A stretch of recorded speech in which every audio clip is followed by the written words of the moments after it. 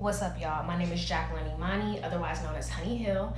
I'm a rising 2L in law school, and I create dance content and legal education content for entertainers, artists, and freelancers. Today, we're going to be discussing bad contracts and what makes an agreement legally binding, otherwise called consideration. Consideration is what each person gives up or promises in order to make a deal real or legally binding.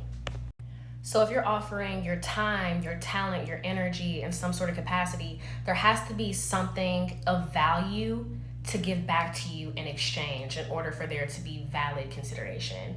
So for example, if you're a music artist and you agree to write a hook for someone's song and they agree to pay you $200 and you get the songwriting credit, that would be valid consideration.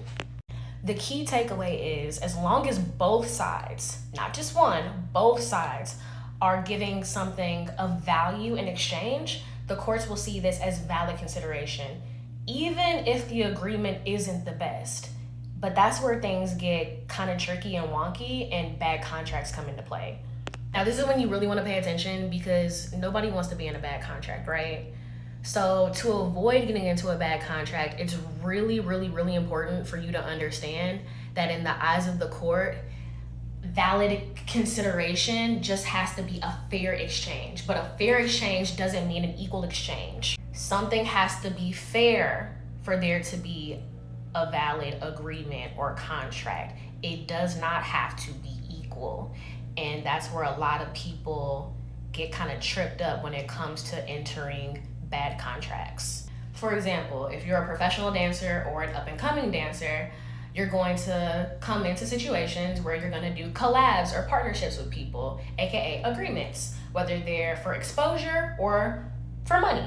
Let's go down the route of exposure because that's where a lot of dancers start, right? So if you're a dancer and you agree to rehearse and perform at an event, and in exchange, the promoter agrees to get you in for free and you get to perform, but you don't get paid. Technically, that's still valid consideration. Now, why is this valid consideration? Because you're giving up your time, your talent, you're performing and possibly promoting. So you're giving the promoter those things. The promoter is giving you free entry into the event that you don't have to pay for, and you're able to perform something that you desire to do. Technically, that's valid consideration.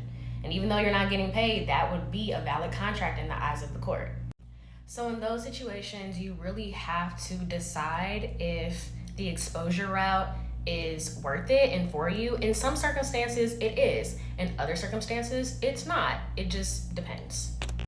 Now, if you do go down that route, that's perfectly fine. Just make sure that you trust the organizer or you have some sort of rapport, reference to that person that you're working with to make sure, frankly, you don't get screwed over. Because as a dancer, you're probably paying for studio time and you're not getting paid for the gig to begin with. You're not getting paid for transportation, the outfits you may have to buy and put together. Sometimes you may have to take off of work. It just depends. So you just have to make sure if it's worth it. Yeah, you just have to make sure it's worth it. Also, almost forgot, if you're doing this for free, make sure you're getting credit, some type of credit for your work and the time that you put in. Because 9 times out of 10, that person is going to be filming the event. So make sure you have that conversation too. Like, hey, if I'm not going to get paid, can I at least get the credit for my choreography? Can the dancers get credit on, I don't know, whatever credits they have for their film? Because trust and believe, people are going to credit their teams and their people. So you should make sure you're being credited too. Well, that wraps up part 1 to what makes an agreement legally binding in the eyes of the court. I will be making a part 2 about past consideration, and past consideration is when there's no valid agreement at all. So that'll be coming down the pipeline soon. I just don't want this video to get like super long. Once again, my name is Jacqueline Imani, otherwise known as Honey Hill, and I create legal education content for entertainers, artists, and freelancers, and also dance content because I am a dancer. This information is for educational and entertainment purposes only. I am not a licensed attorney. I am a law school student. So if you have any questions, tailored to your own personal life, please make sure you go see a licensed attorney, talk to them. They know what to do within your jurisdiction. If you guys have any standard general questions for educational and preventative purposes, hit me up in the comments below. And yeah, I'll see y'all later.